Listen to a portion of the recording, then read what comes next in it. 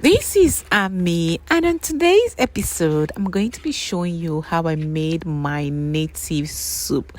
So, welcome back once again to my channel. So, today I went to my local kitchen because I wanted to connect with nature and cook my native soup. Yeah, I'm from the eastern part of Nigeria, and we have a soup called OHA or OHA soup, and it's unarguably the best soup in Nigeria. So this is how we are going to start. So I'm using everything local and natural. So I lit up my charcoal. I use charcoal for the cooking, and I also use this my local pan. I washed my beef very well. I used beef and I cooked my beef properly. You know, the heat from this my local stove is really hot, so everything was very easy. The process was really smooth and fast. So I seasoned my beef. I added onion, added salt, and just seasoning powder. Basically, that's all I need for my beef to taste really nice. So I allowed it to come to a boil. Okay, I give everything a good mix to make sure everything is thoroughly combined, and I allowed it to come to a boil. You know, after cooking this soup, I just noticed that the one I cooked on this local stove tastes far more better. I don't know what the reason is, but then it is what it is.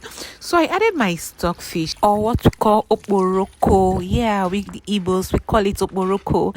And if you're an Igbo person and you're cooking your soup and there's no oporoko in your soup, I don't think you're a proper Igbo lady or a proper Igbo woman. So my oporoko must be there. No matter the kind of soup I'm cooking, I must have oporoko in my soup. Oh, yeah. So when it comes to boil, I add my palm oil and allow my oil to boil very well, because I don't want to bring my soup down and then I have oil floating at the top of my soup.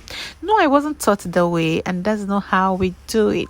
So I allowed my oil to boil very, very well, and I go ahead to add my thickener. The thickener I'm using is O4. So I don't know if you have a different name you call it, but we call it O4. Yeah, so we use it as a thickener to thicken up the soup so it won't be too watery. So that's basically what the offer do for us. So I let that boil very well, and then I added my blended crayfish and pepper.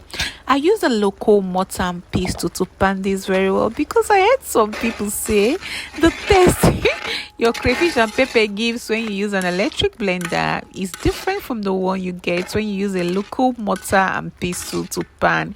And I believe that, yeah, that's true, because sometimes when I use my mortar and pestle to pan my crayfish and pepper, I get better taste compared to when I use my electric blender. Well, that's that for that. So I added it to my soup and allow it to boil very well. At this point, my soup is getting ready. I added my periwinkle. I think we all know what periwinkle is, or some people call it isamo, but then generally known as periwinkle.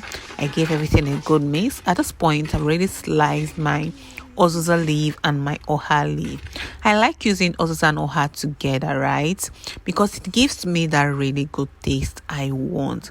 And to get the best out of the soup, believe me, you have to add uziza to your OHA. And you guys, this tasted so good. I just allow the leaf to boil for an extra 1 to 2 minutes. At this point, my flame have reduced, so I just let it sit for 1 to 2 minutes there, so it releases its flavor into the soup. When I tasted, I was like, God, this is good. So feel free to have the soup with any swallow. I had mine with fufu, and I gave to my family members, and we all enjoyed this, and it tasted so good. Thanks for watching. Please, if you've watched to this point and you've not liked or subscribed, do well to like, do well to subscribe. See you on my next one. Bye.